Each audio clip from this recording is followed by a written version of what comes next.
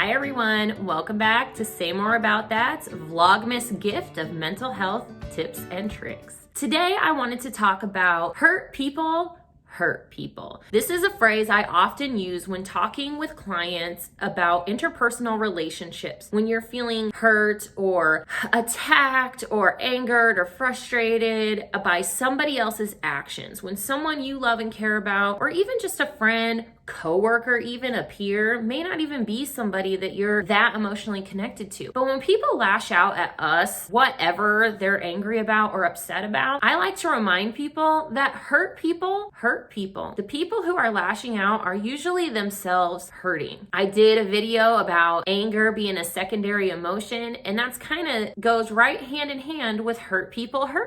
When people are hurting, they are hurting the ones that they care about, the ones that they love, people they're closest to. Sometimes this is because they don't really realize what they're doing, or they are just so comfortable with these people and know that, oh, they're gonna love me no matter what. I can say and do anything I want and they're never gonna leave me or never gonna push me away. And so sometimes their reactions are less controlled and they don't really mean to hurt the person, but it happens. And so the next time you're arguing or in an altercation with someone and you're getting your feelings hurt by what they're saying, I want you to remember that phrase, hurt people.